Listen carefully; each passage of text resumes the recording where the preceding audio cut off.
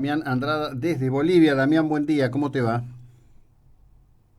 Buenos días, específicamente de Santa Cruz de la Sierra. Exactamente, sí, ayer vi que algunos te ubicaban en La Paz, pero estás en Santa Cruz de la Sierra. Contame, primero, bueno, que te agradezco porque sé que estás atosigado de llamados y de requerimientos y demás, así que te agradezco el tiempo que nos dedicás. ¿Cuánto hace que estás en Bolivia?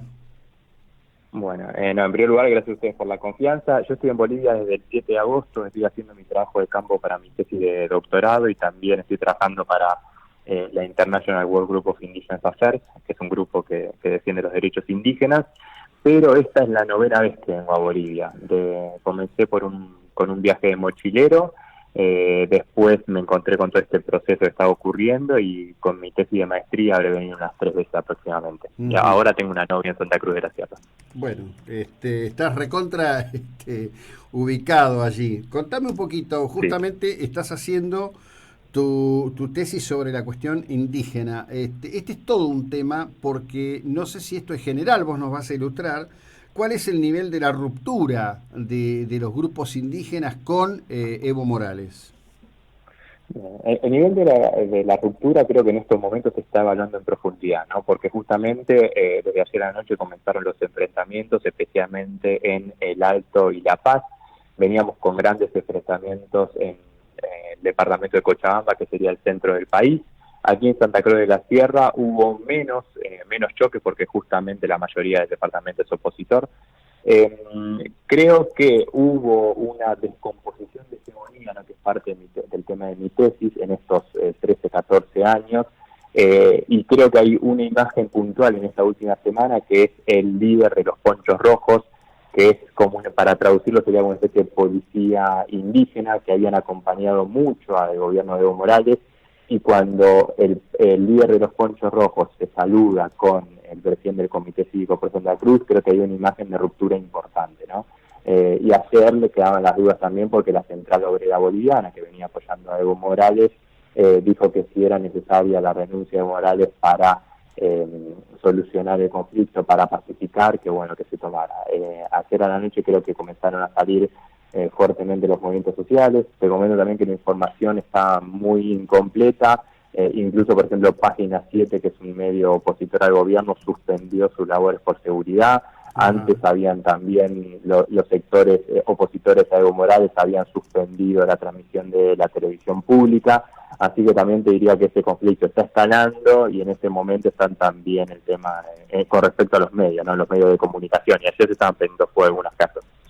Sí, ahí he visto algunas cuentas de Twitter donde dirigentes opositores denuncian que les han incendiado sus casas.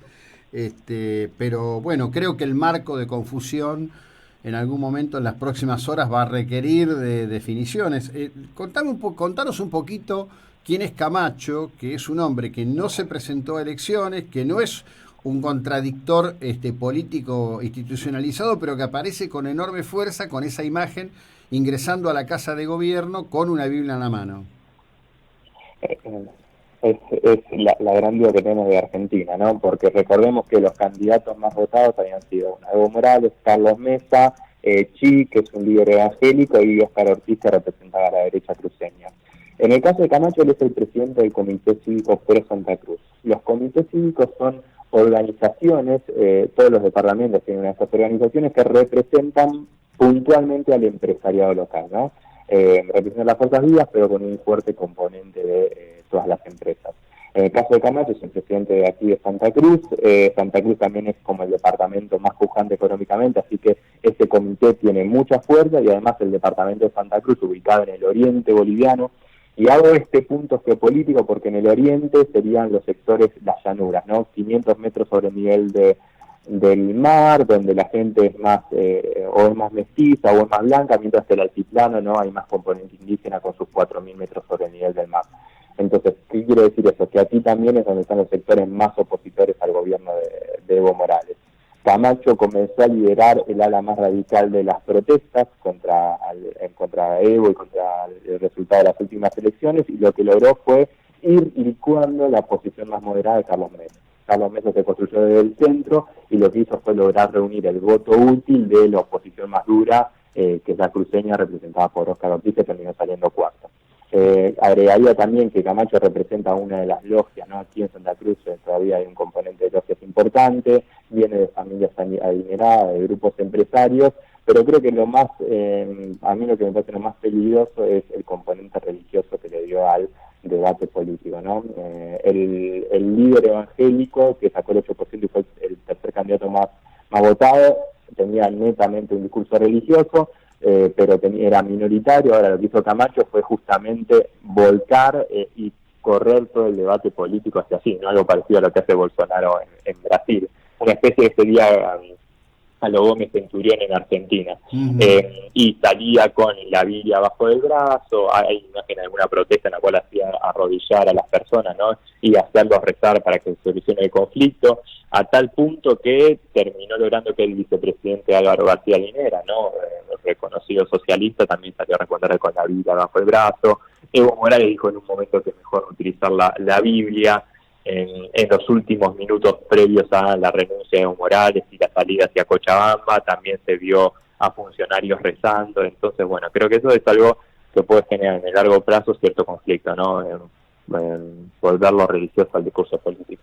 Bueno, a ver, creo que en definitiva, primero fue en Brasil con Bolsonaro, creo que es muy importante lo que viene pasando en Bolivia, también aquí en Argentina, los movimientos evangélicos han tenido un grado de involucramiento importante, y esto me parece que en realidad traduce en el continente un conflicto de mayores proporciones que la coloca a la Iglesia Católica en el centro de la escena, ¿no? Sí, coincido.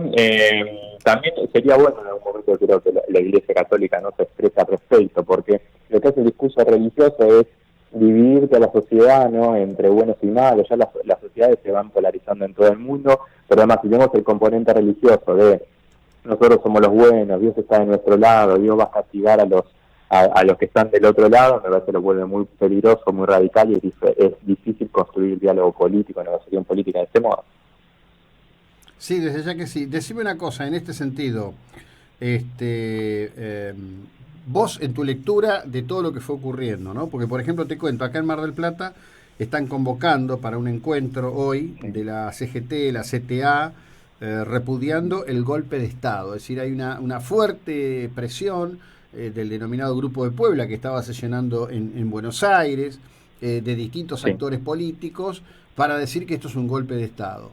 En ese sentido, se toma como cuestión de golpe de Estado el comunicado de las Fuerzas Armadas. La lectura que yo hago es que tanto la policía como las Fuerzas Armadas en un momento dijeron: nosotros no vamos a ser el factor de sostenimiento de Evo Morales por la fuerza de las armas, poniéndose del otro lado de lo que son hoy las Fuerzas Armadas de Venezuela, que son los auténticos sostenedores del régimen de Maduro, ¿no? Yo hago una lectura parecida y también agrega un poco más. Creo que uno especula aquí, ¿no? Porque no tiene la información, no está allí para ver lo que pasó. El último presidente del modelo neoliberal que se fue y que dio el paso hacia este Estado plurinacional fue Gonzalo Sánchez de Lozada en 2003, ¿no? Junto a su ministro de Justicia y de Seguridad, que era Carlos Sánchez de Berzaín, ordenaron una gran represión en lo que es el Alto, ¿no? Uno de los lugares donde hoy hay enfrentamiento. El Alto es como el conurbano de La Paz y es una ciudad que ya tiene más de 1 millón de habitantes y tiene mucha importancia. Mayoritariamente Aymara. Yo viví ahí 3 meses para hacer mi trabajo de campo para mi tesis de maestría. Esa represión feroz por parte de las Fuerzas Armadas y de la policía asesinó a decenas de indígenas aymaras en el Alto.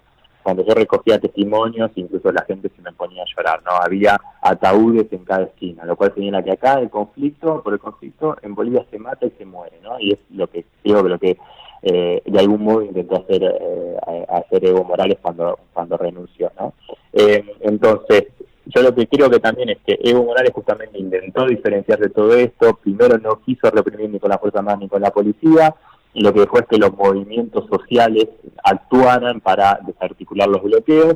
Y creo que sí, como vos decís, en las últimas 48 horas, 72 horas, primero, el viernes por la noche, los motines y los acuartelamientos policiales. Incluso en Cochabamba hay fotos y hay videos de la policía, no solamente amotinada, sino también con carteles diciendo fuera Evo Morales, ¿no? Entonces ahí me parece que eso es algo muy, muy claro. Y cuando las Fuerzas Armadas le sugieren al presidente que renuncie, me parece que ahí ya no le dejaba mucho más lugar, ¿no? Si se acerca alguien por la calle y te dice dame la cartera con un arma, bueno, digo, Sí. me parece que no te deja demasiadas opciones. Entonces, yo particularmente, y no en el periodismo, sino en las ciencias sociales, adhiero a que esto es un golpe cívico, policial, militar, ¿no? Esa es la tesis que estoy defendiendo. Yo nací en el 86, soy hijo de la democracia en Argentina, es la primera vez que vivo una situación así. También intento ser muy cauteloso, porque la verdad que acá la situación es muy compleja. Hay sectores de izquierda apoyando que Evo Morales se vaya, hay indígenas y sectores de ellos también apoyando a que Evo Morales se vaya. Es una situación que está dirimida a los dos lados. Mayoritariamente creo que los sectores populares siguen apoyando a Evo Morales, pero creo que sin la actuación de la policía y de las Fuerzas Armadas, Evo Morales seguiría gobernando hasta el 22 de enero, como fue electo. Recordemos que acá los gobiernos duran 5 años y recordemos que ganó por más del 60% de los votos la elección anterior, ¿no? Sí, digamos, naciste en el 86, pero seguramente la destitución mediante la violencia y el acoso político de la Rúa lo viviste, aunque serías... Sí, y ahí estamos los tres, estaba justamente conversando aquí con mi compañera, con mi novia, ¿no? ¿Qué diferencias uno podría señalar entre diferencias y similitudes, ¿no? Para intentar construir desde la categoría. Creo que hay dos diferencias puntuales. Una, creo que el componente económico no es menor, ¿no? Acá no hay crisis económica, acá hay una crisis política, pero creo que también, así como hay un sector opositor que se ha ido construyendo, ha ido creciendo, que eso de ningún modo hay que quitarle el ojo encima, también todavía hay un gran sector de la sociedad que lo ha apoyado, ¿no? Recordemos que en estas elecciones, digo, bueno, ahora la OEA determinó el fraude, pero aún así fue un porcentaje muy grande que apoyó a Evo Morales, más del 40% de los votos. Incluso habría que, pensemos que acá en Argentina hay que ganar, ¿no?, por más del 50%, en Bolivia, perdón, por más del 50% de los votos, mientras que en Argentina es por más del 45%, ¿verdad?, para que se evite el balotaje. Así que yo creo que todavía hay un sector de la sociedad que apoya muy fuerte a Evo Morales. Creo que ese sector es el que se estuvo movilizando en estas últimas 12 horas. Por eso creo que los enfrentamientos se pueden agudizar, ¿no? Y por eso adhiero también, por todo esto que te comentaba, a que es un golpe cívico, policial, militar, que, insisto, intento ser también respetuoso porque soy argentino, porque estoy desde agosto en Bolivia, si bien he venido muchas veces, y porque además tengo acá gente que quiero que está a favor de que Evo Morales se vaya. Bueno, como siempre, estas realidades son complejas, ¿no? Obviamente, cuando uno mira lo que está pasando en Chile, Piñera es un presidente electo, absolutamente legítimo, que está pagando el precio de gobiernos constitucionales chilenos que no hicieron modificaciones profundas a la realidad que acoge a sus pueblos. Yo estaba, mientras conversaba contigo, bajando una actualización de los incidentes que hubo ayer en Hong Kong. La sublevación de los chalecos amarillos en Francia no terminó, aunque no esté en el centro de la rutina periodística. Es decir, las comunidades en el mundo están absolutamente inquietas, y cada una tendrá sus peculiaridades. Por supuesto que lo mejor hubiera sido que Evo Morales no forzara la Constitución, no forzara el plebiscito. Digo, todo esto no estaría ocurriendo si él no hubiera escalado por afuera de lo que el propio sistema le permitía y hubiera aceptado que su tiempo había concluido y que tenía que abrir las puertas para otros actores, ¿no? Totalmente de acuerdo, y yo siempre remarco esto de que esta Constitución es una Constitución sancionada durante el gobierno de Evo Morales, apoyada por el 60% de la población, y en términos de derechos sociales es una de las más avanzadas de Latinoamérica, junto a la de Ecuador, ¿no? Entonces a mí esto me parece que de Argentina no se está mirando mucho esto, y a mí me parece fundamental, porque es una Constitución del pueblo con derechos sociales, y Evo Morales no respetó su Constitución, ¿no? Y en ese punto coincido, hay una serie de errores políticos, forzar la Constitución, el referéndum que no respetó, un tribunal supremo parcializado que habilitó su candidatura.